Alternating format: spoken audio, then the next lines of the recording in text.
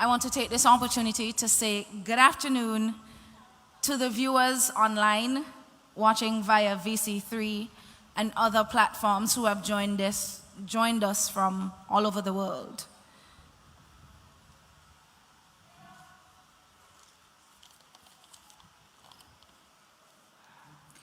Dr. the Honorable Ralph Gonsalves. Dr. Gonsalves completed a bachelor's degree in economics at the University of the West Indies. In 1971, he obtained a master's in government from the University of the West Indies. In 1974 and 1981, he obtained a PhD in government and a degree of Author Barrister at the University of Manchester, England, and Gary's in London, respectively. He became Prime Minister of St. Vincent and the Grenadines when the Unity Labour Party won the general elections held on March 28, 2001. He has remained so up to this present time.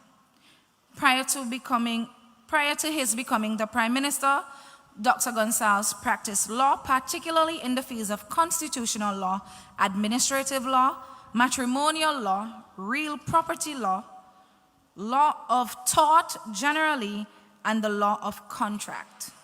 He is also an author of several books.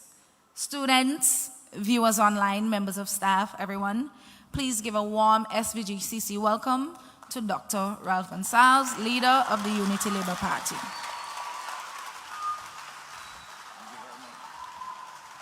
Sorry to hijack your mic, Dr. Gonsalves. I wish to remind students that we are still taking donations for breast cancer awareness. Ms. Roberts is going around with her pink shirt and donation box. Please give freely so that we can donate to the SVG Medical Association.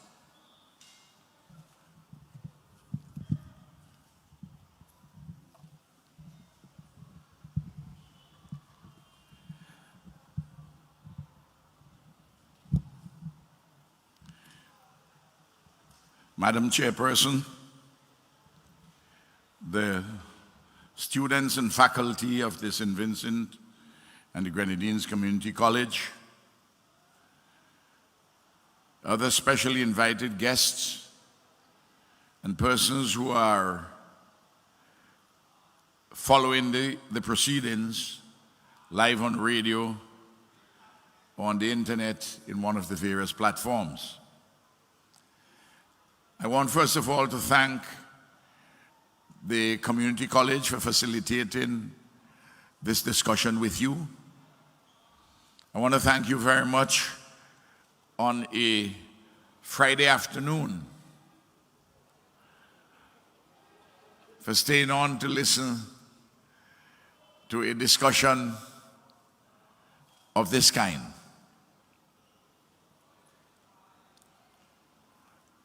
Within a week, St. Vincent and the Grenadines will go to the polls for its 10th general elections since independence. There is one person currently in this country, or anywhere for that matter, who has participated as a candidate in every single one of those elections. I suspect because I have had a half a century of political activism and over 40 years of active political involvement on the ground electorally, that I have been called by some, and I have accepted that particular appellation, the ancient warrior. And accordingly, I'm a hard man for that.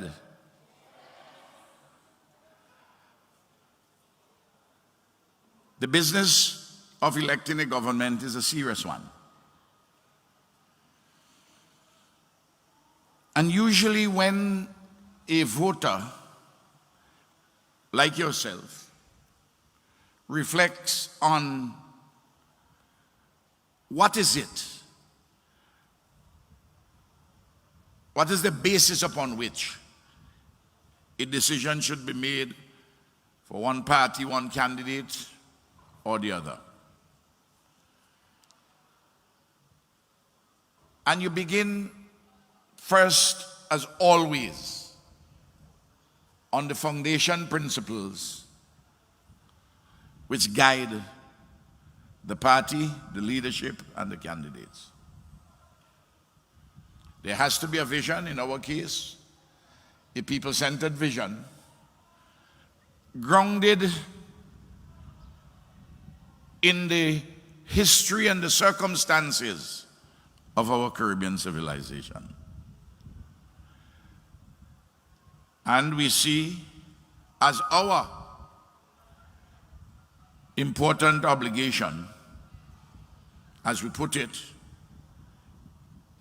in our manifesto, to lift St. Vincent and the Grenadines higher, to further ennoble our Caribbean civilization and its magnificent Vincentian component in every material particular in life, in living, and in production.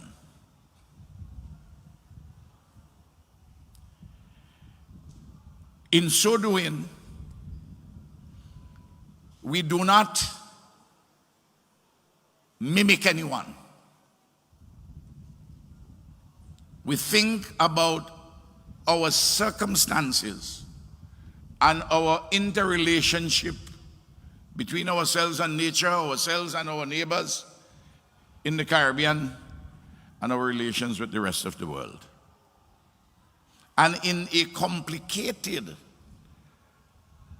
world, awash with a bundle of contradictions, you must have a clear path, a clear compass. And if you want to know how the whole thing runs, you have to ask your mother and your father. And I had to ask my daughter and my son. And having determined how the whole thing runs, and it rests on people, what is our quest philosophically? And to be reflected in practical policies and programs. What is the quest? The quest in relation to you, young people, is to make a whole daughter and a whole son out of the circumstances where we find ourselves historically and perverse by our condition of nature. Not a perfect son, not a perfect daughter, a whole one.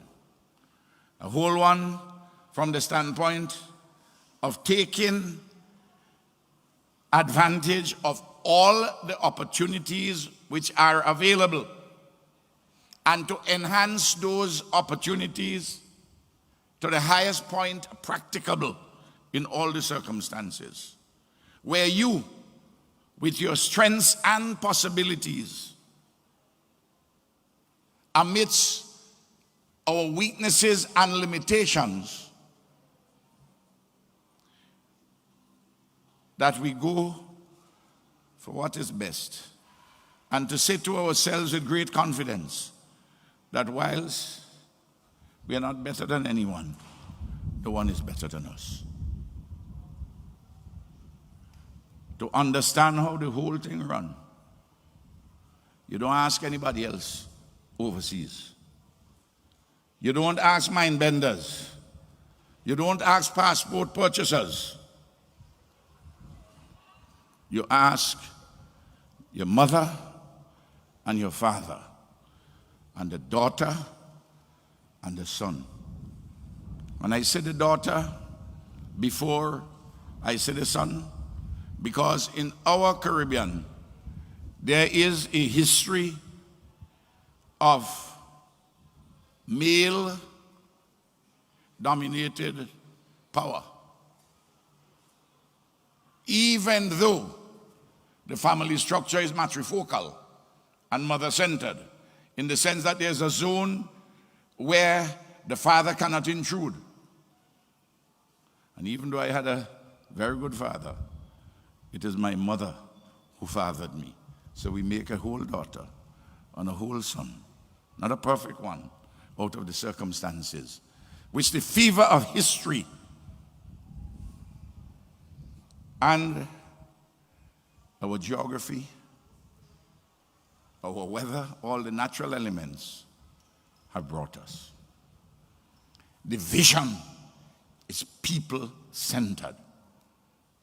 Our people.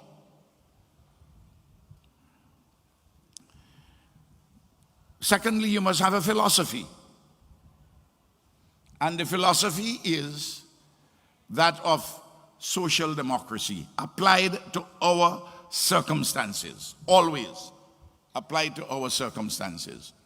This proposition is as old as the ages.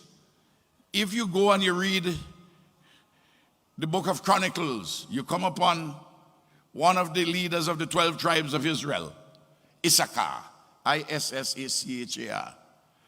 And what is Issachar's emphasis? Many things written about the leaders of the 12 tribes of Israel. But in respect of Issachar, it is simply stated, he knew the times and he acted accordingly. It is important that you know the times and you act accordingly. For instance, you know the time of COVID. You know all the difficulties in the world and how the economies of the world have been upended. And the global economic depression has afflicted the international political economy. And in those circumstances, leadership matters. Tried and tested hands and minds, with a patience and a calm as to what is to be done in the existing circumstances. And never ever to say you can't do this or you can't do that. As you know, I'm not a man of lamentations. Morning by morning, new mercies we see.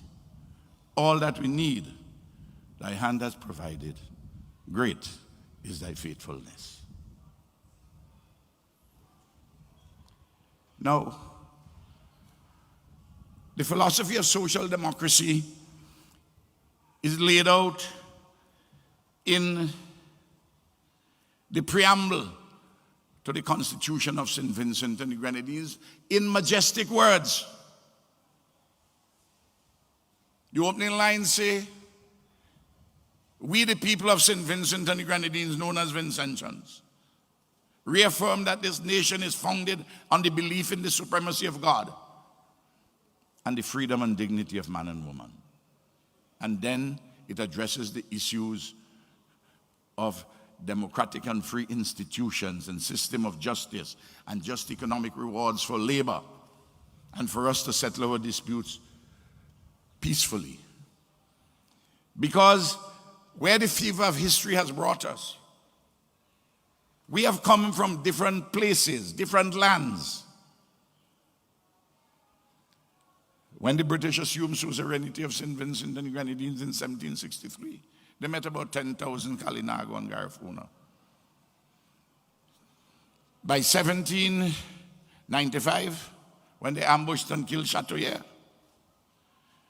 and exiled, carried out native genocide, exiled persons to the Bay of Honduras, in Roatan Island, and those who remained, remnants of a proud people, set upon 238 acres of inhospitable lands, especially in the northeast of this island. The British had the sugar plantations. They needed cheap labor. Between 1764 and 1807, at the end of the slave trade, over 55,000 persons, Africans, landed about 12% of the number who actually were forced to board as slaves in West Africa, they died across the Middle Passage. And after slavery's end in 1838, you needed cheap labor still, they went to Madeira and got just over 2,000 Portuguese indentured servants. And when they were not sufficient, they went to India and got 2,500 Indian indentured servants. So by 1880, the end of the indentureship, Britain had remade this country. I'm not taking you there for a historical lesson. I'm taking you to set the framework that we have moved from a society which was essentially plural, in which each of the racial or ethnic or cultural sections had its own relatively distinct pattern of socio-cultural integration. Through the fever of history, we have moved to a position, and biology assisted also, a process of creolization, where we have become one, where we are, metaphorically speaking, we are like a symphony. We are the songs of the Kalinago and the Garifuna. We are the rhythm of Africa. We are the melody of Europe. We are the chords of Asia. And we are the homegrown lyrics of the Caribbean. Like in all symphonies, dissonances may and do appear and occur. But we have evolved a culture, and we have evolved institutions to address efficaciously the dissonances which may appear. And that we have arrived at our position where this civilization which we have is greater than the sum of the individual parts, because the very process itself of bringing us together, sometimes painful, oftentimes joyous. And we have arrived at this point, and we claimed our independence in 1979. Absolutely, we are one Vincy, but you cannot be one Vincy and tell me that you have the Vincentian passport in your back pocket if you want to lead this country, and the Canadian passport in your front pocket.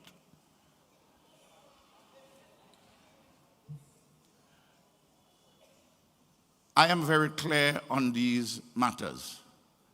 Similarly, we have built this amazing, this remarkable civilization, and we have lifted incredibly the productive base of this country over the years.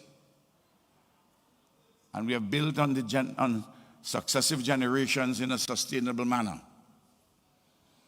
And now you're telling me that what I must do, I must sell the instruments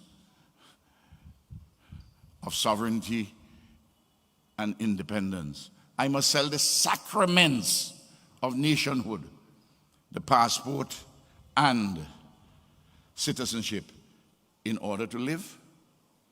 But they're the very things that make us live. They're the very things which keep us alive. And you can't subvert those things. If you subvert them, you do so at your peril. And you always put in the hands of others your own destiny, rather than you building it with hard and smart work, with sensible, detailed plans, as we have put forward in our two manifestos, the 100-page National Manifesto and the 40-page Youth Manifesto, which are our contracts with the people. No. So, we arrived in office in March, at the end of March 2001.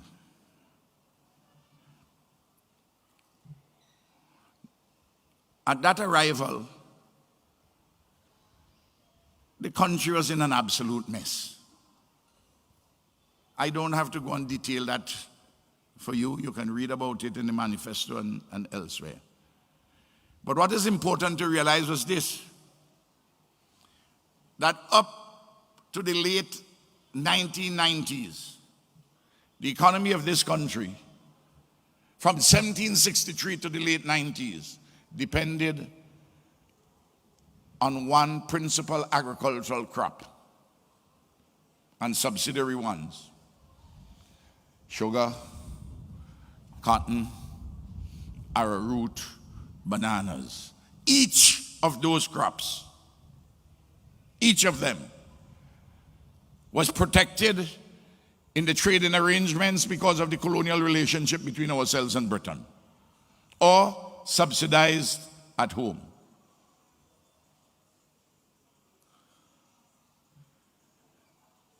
When Britain entered the European single market in 1993, January the 1st,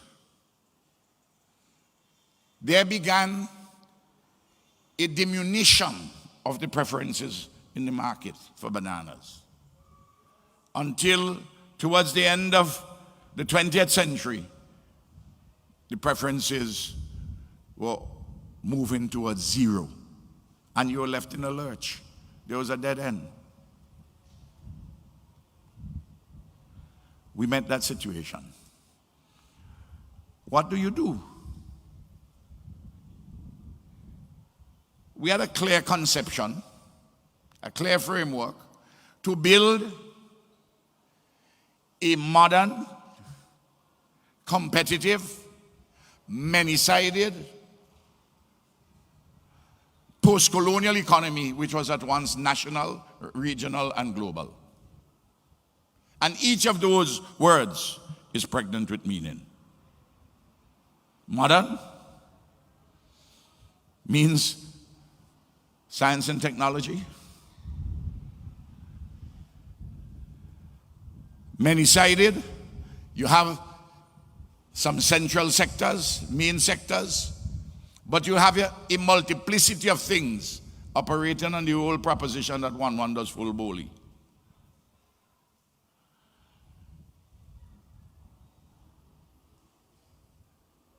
Competitive, that you have to sell your goods and services not just to your limited population, but to your regional population, thus the OECS and the CARICOM single market and economy, and to sell further afield. And you export there, or you bring tourists to get your goods and services, to consume your goods and services. So that was fundamental. But to do that, to build a modern, competitive, many-sided, post-colonial economy, which is at once national, regional, and global, demanded a number of things. What's the first thing you demanded? An education revolution. Because less than 40 out of every 100 12-year-olds were not at secondary school. I had to put all of them in. Because only 20 out of every 100 3 to under 5-year-olds were in a preschool. I had to get them to where we are now, over 90%.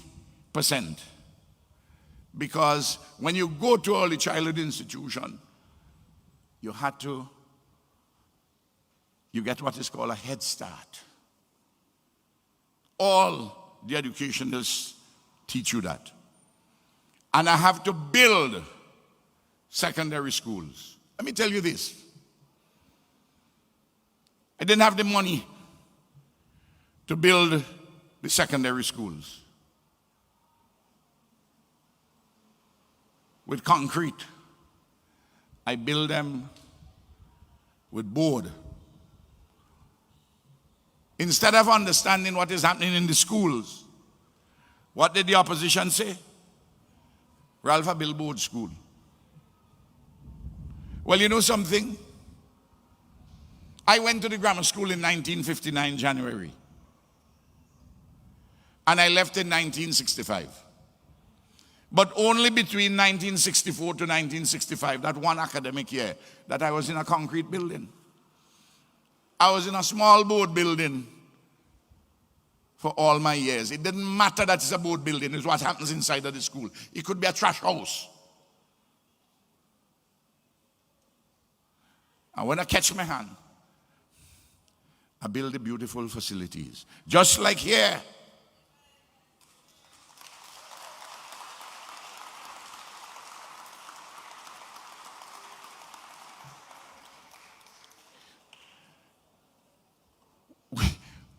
We met a baby A-level college. That's what it was. With disparate divisions. A parcel of bring all of them together as an integrated community college. These timber buildings, we built them for additional classrooms and to do art and the like. I used to come here at the end of the first week when we were building these for the academic year 2001. First September, October. I came the first Friday by 2 o'clock. The workmen were cleaning the tools. I said, but what are you all doing? They said they're going home. I said, no, you can't go home. This has to be finished. I promise you I'm going to do all this. I'm doing my part. You have to do your part. Don't stop cleaning your tools, man. You got to work into the night. If it's overtime you want to do that, we got to get these things done. The children have to come in. Your children, your grandchildren, they have to come in here. They said there are no lights. I said, there are no lights. I called Julian. I said, Julian, bring some lights now. The fellas said they will work the night. They will work tomorrow night. They will work. They said, comrade. Yeah. I said, man, listen, we got to do this thing. Time is of the essence. That's how these things are done, you know. And then I looked for the money from the European Union. I built the library now. And then set about getting $30-something million to build 82,000 square feet of floor space, which you see here, which is the modern community college. I expanded it. The total of all the divisions, less than 500. Today is 2,421. Ask anybody in the opposition, and if they could tell you how many students you have here, I could tell you, because I live and dream this thing called education.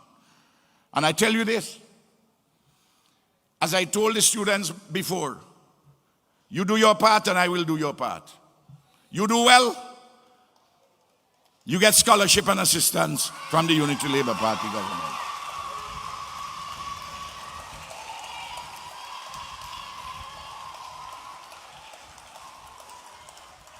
This is not words, you know. Last year, I gave 50. This year, you heard me announcing independence. 58 out of the Cape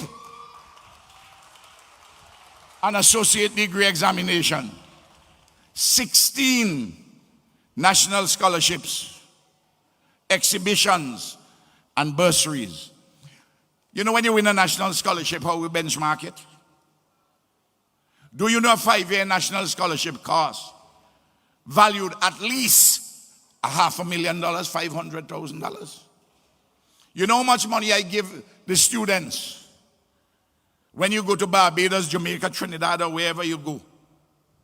I give you the equivalent of 3,000 EC dollars a month to live on, because when I send you there, I want you to study and I want you to come back with first class and upper second class honors.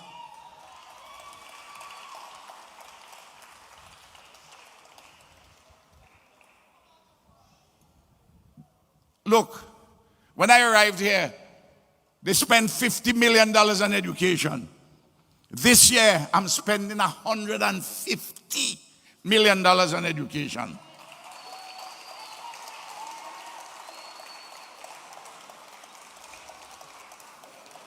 In relation to the nursing division,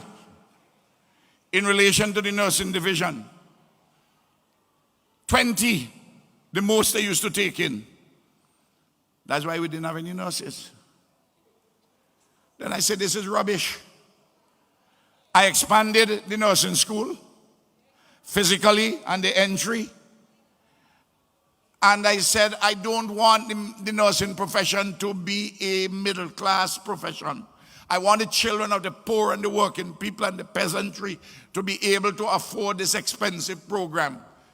I give it free, and I pay the nursing students $1,000 a month in order to get their education.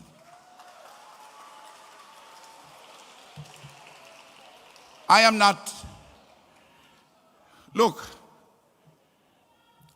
out, and I have a lot of runs on the tins. And anybody who want to beat those runs have to get to the wicket, and it ain't easy to knock off them runs, you know.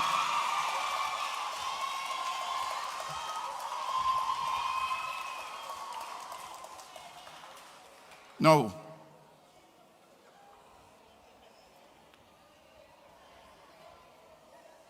This college, I don't know if you know it, it's a degree granting institution.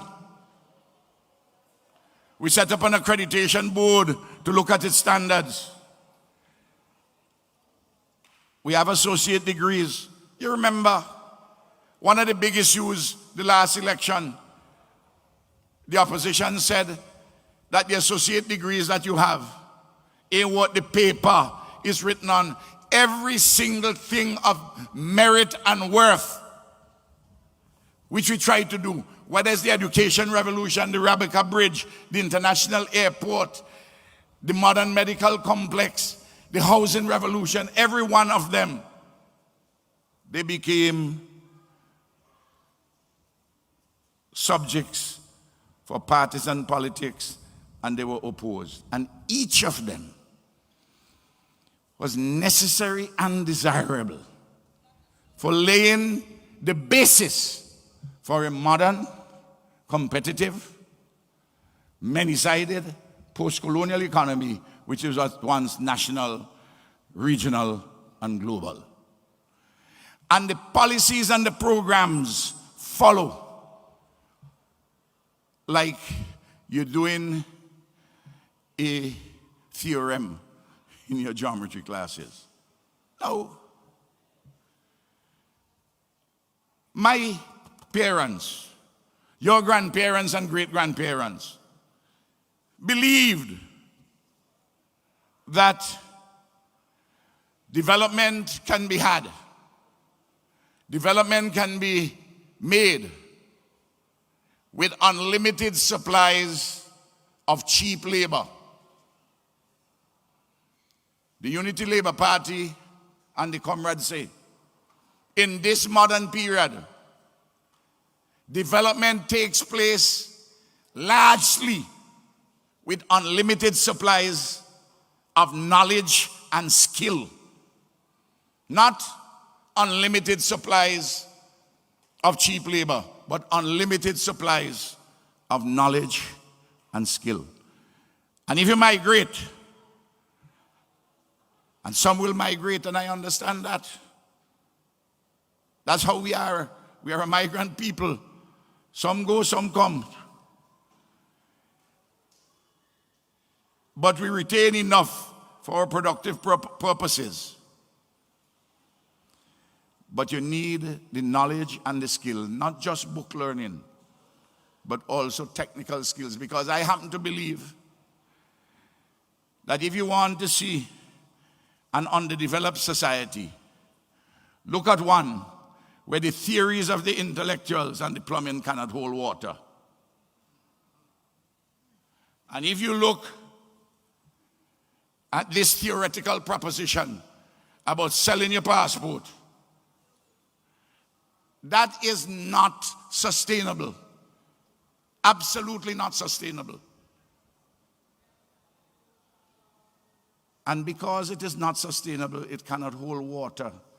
It is fanciful. It's a mirage. It's an optical illusion suitable for a mass band, but not as a development model for St. Vincent and the Grenadines.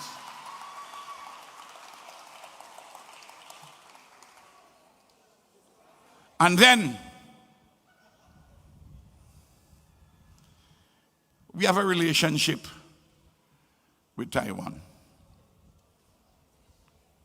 They're telling us that we must get rid of that relationship. And the reason why they want, one of the reasons is because a lot of Chinese people want to buy the passports. After I and the ULP government gave you a passport of substance and a country of prestige, making the passport highly desirable. So wait, solidarity and loyalty mean nothing? And your passport and your citizenship, they say, is just a piece of paper? These are people who know the price of everything and the value of nothing.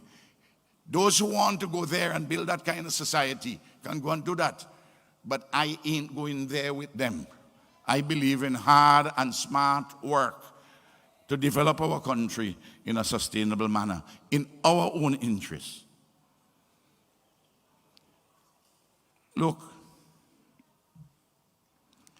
in the midst of all of this election campaigning, yesterday I spent the whole day as chairman of the heads of government of the Caribbean community. I'm chair until December the 31st. And we had a very long and rich discussion.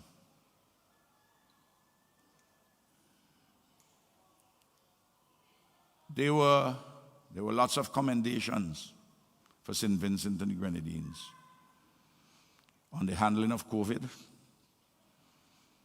and how we kept both lives and livelihoods together. And then on Sunday, November the 1st, St. Vincent and the Grenadines, this country of 150 square miles, this country with 110,000 people, that we are assuming the presidency of the United Nations Security Council, on which there are 15 members in the world, the highest decision-making body in the entire world, focusing on the issues of peace and security.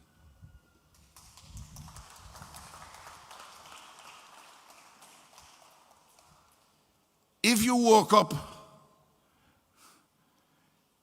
in a dream, you will say, no, that ain't real, but it's happening. And at 1 o'clock on Monday, the 2nd, virtually, I'll be having a press briefing from Kingstown with the media at the United Nations, explaining our program of work for November. And at 8:30 on the 3rd, the very morning when the United States of America goes to the polls, I will begin to chair the first business session of our presidency. I'll pass it over to Her Excellency Inga Ronda King after I made a statement and had some of the leading speakers speak.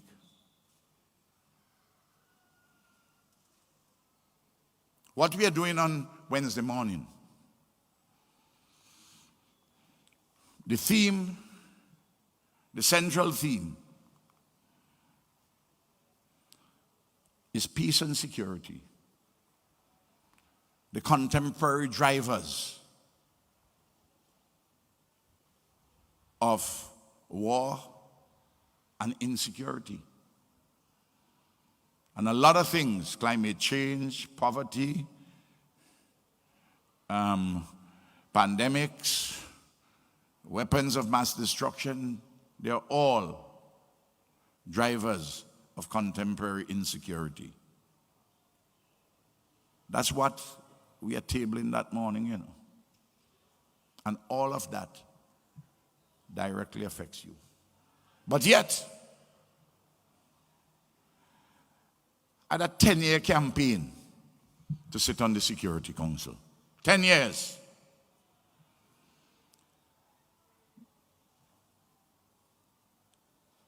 The opposition in this country opposed me at every turn. He said, Ralph is involved in a pipe dream. Where you ever hear a country like St. Vincent and the Grenadines could go and sit on the Security Council? Never happened before. But with a patience and a calm, knowing that sun brightens storm, and of all time, only the future is ours to desecrate. The present is the past, and the past our parents' mischief.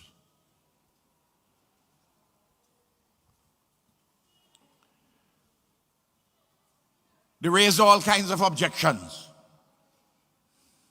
Indeed, days before the vote on June the 7th last year, a front organization of the opposition wrote every single ambassador saying that St. Vincent and the Grenadines should not go on the Security Council under Ralph. Why? Because the planning authorities say big can't mash up Raboka. You hear me? Because there was a court case involving 3 teachers. You ever hear rubbish like that since you're born? The same set of people who wish that a tsunami will come and take the airport. This lack of patriotism. And you telling me you all want to lead? I'm sorry. I'm sorry. I ain't going there with them.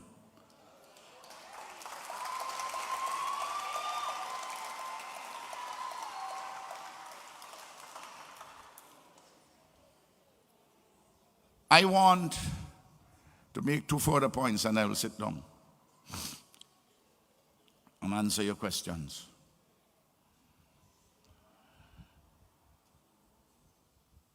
I want to show you why leadership matters. I ain't going historically.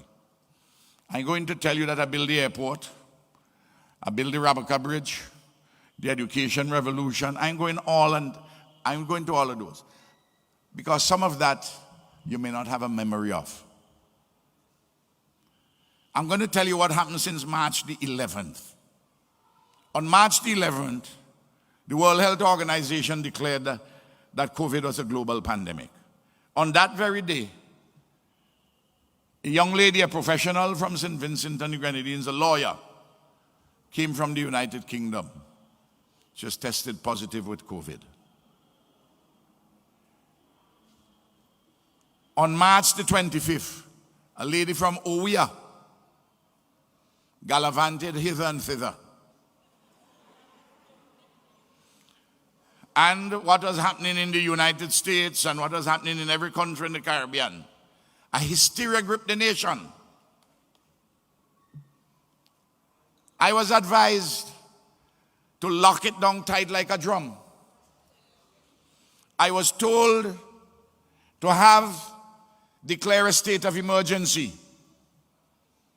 When I declare state of emergency, I'm taking away people's fundamental rights and freedoms and putting more power in the hands of police. And every quarrel the policeman have in the village with somebody else, they take it out on you in a state of emergency because they can lock you up without the writ of habeas corpus. You harm them, they hold it in your mind, and they lock you up. So it's a security issue. Only one person had it, then 2 persons. I said, wait. If 2 persons who are in quarantine, who have COVID, and you want me to declare a state of emergency, take away people's fundamental rights and freedoms, What will happen when they are 20? You want me declare martial law and lock up everybody inside of the house? They say I must have a curfew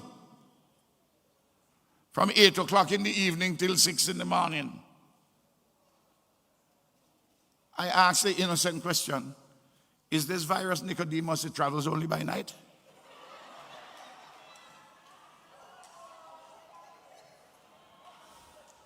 Everybody about them in the opposition, and they're influencing people because how did they pose the question? Ralph think he bright. Ralph think he know more than Holness in Jamaica. You think he know more than Rowley in Trinidad, Chastany in St. Lucia, Keith Mitchell, and they're comparing me to everybody. I simply said, I never deal with the issue of brightness, you know. I only deal with what is appropriate to our circumstances. I follow Issachar. I know the times and I act accordingly with a patience and a calm. When I was going on the radio 3 times a day, morning, noon, and evening, they say, you hear, Ralph, you're running scared. They say, you don't see, he's sounding as though he's suffering from dementia. You remember all that? The man who's suffering from dementia just published I just published this book. 350 pages, The Political Economy of the Labor Movement in St. Vincent and the Grenadines. This is the 9th book that I've published, written and published since I'm Prime Minister, you know. Leaders in our countries must write. I put down my marker, you know. I defeat you in the realm of ideas because that's where it happens. You think I'm going to lock up somebody because they're going go a mountain, go change the cattle 2 times a day? Or a man down in Clay Valley throwing sand to catch sprat for he and his neighbor? No. And then when you begin to see in other countries nearby, people climbing over one another like animals fighting for food. And the facts are that St. Vincent and the Grenadines has handled COVID better in respect of lives and livelihoods than any other country in the Caribbean. Indeed, none has handled it better than us.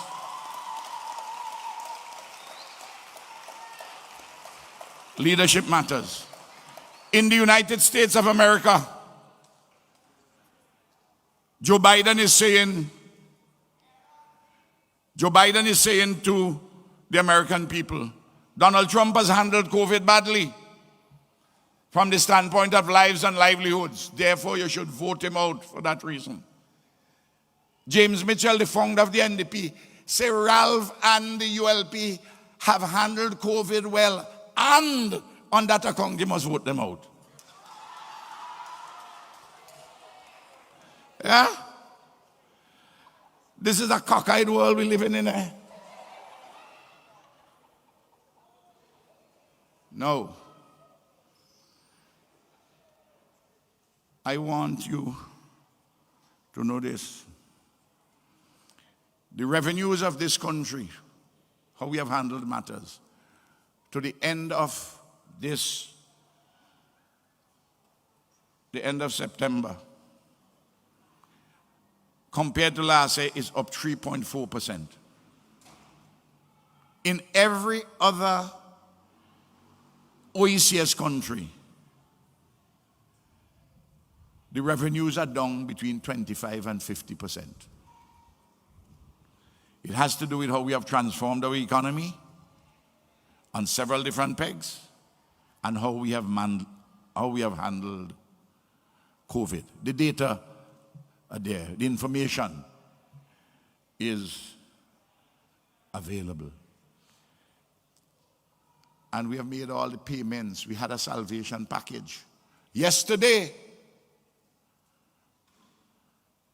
You were a beneficiary of part of the salvation package that I took to Parliament on the 7th of April. You got top of the line Samsung 8-inch tablets. And I have at the moment 17,000 of them in St. Vincent and the Grenadines to give all the secondary school and their teachers and grade 6. And I have an order over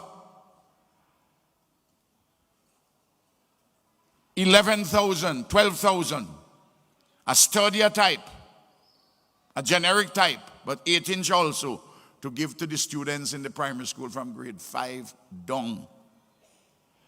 You know why?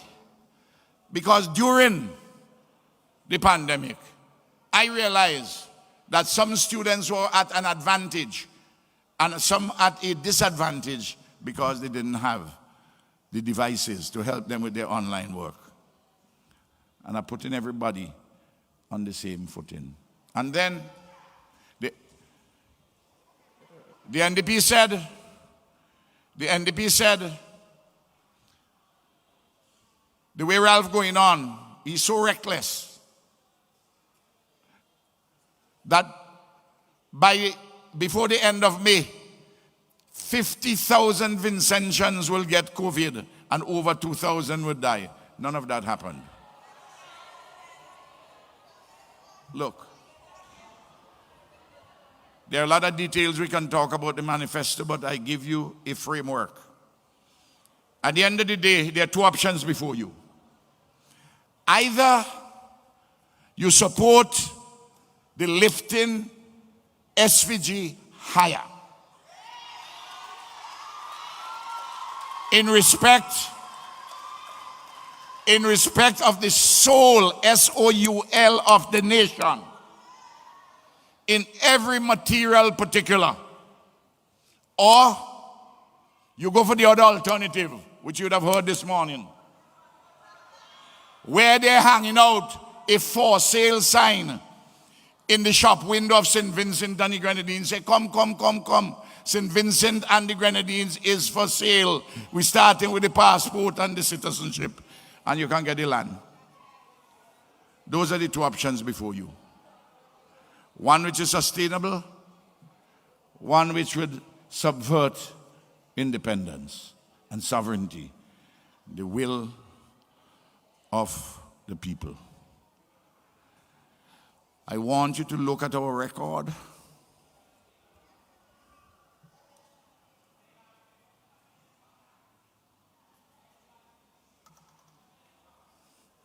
This morning and every night you hear it on the NDP platforms. That's what Ralph do. You see this glass? I met it empty, metaphorically. Over the last 20 years, I have gone more than 3/4 full. They're going about the place. Look at that little thing they Ralph do that. You do this fast, so you do that thing there. Not the more than 3/4 which I've done, you know. I come to you for another 5 years to do the less than the other quarter. You hear me? That's the reason why I'm running again, so that I shall not leave behind any unfinished task. Thank you very much, and God bless you.